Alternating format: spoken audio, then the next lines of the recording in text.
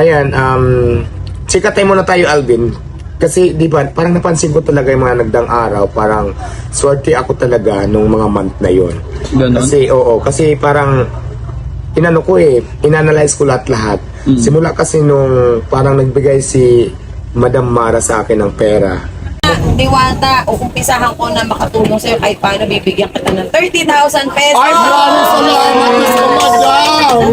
Tamang-tama, oo. Sabi ko nga talaga, si Madam talaga ko. Medyo masikreto kasi Madam, Madam, bibigyan kita ng 30,000, harapan ka na. 1, alam mo, Madam, nagjo-joke lang talaga ako, pero Diyos ko, akin na ito. 5, 6, 7, 8, 9, 10, 11, 12, 13, 14, 15, 16, 17, 18, 19, 20, 21, 22, 23, 24, 25, 26, 27, 28, 29, 30!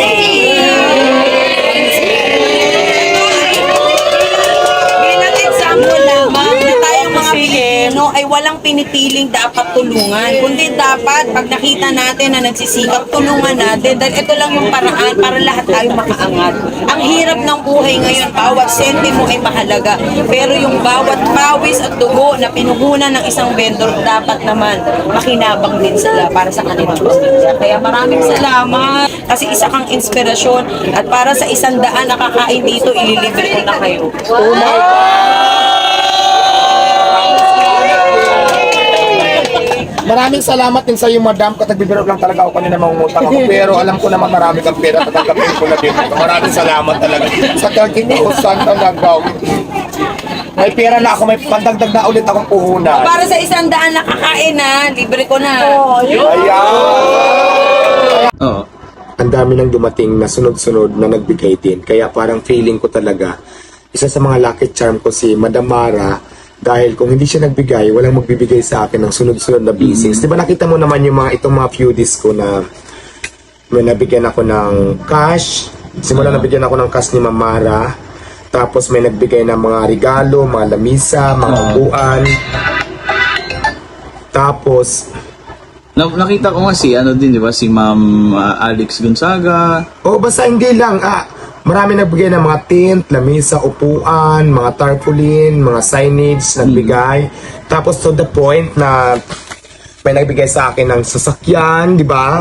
May nagbigay sa akin ng itong office, may nagbigay pa sa akin ng malaking halaga ng pera, itong last na natanggap natin blessings. Aside from dyan, mayroon pang nagbigay ng mga gamit ko sa pagpapares katulad ng lamisa.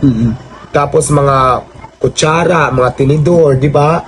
So, ang daming lumalapit. So, feeling ko talaga, lucky charm ko si Ma'am Mara Tamundong dahil nung simula nagbigay siya, ang daming blessing sunod-sunod yung nagbigay din sa akin. Oh, napansin ko nga, meron pa mga nag-i-invite sa'yo sa iba't ibang lugar, yung probinsya. Yes, mga guesting. Oo. So, di ba, sunod-sunod na yung blessings. Sir, nagpapasalamat ako kay Madam Mara, lalo na kasi parang doon nag-start yung journey ng mga blessings na tanggap ko.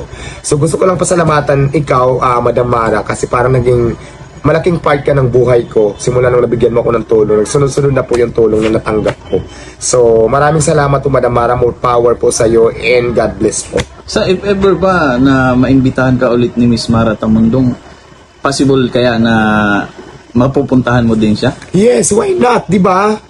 Swerte nga, hinintay ko nga yun para swertein pa ulit, basta more bigay pa, more blessing pa na dumating.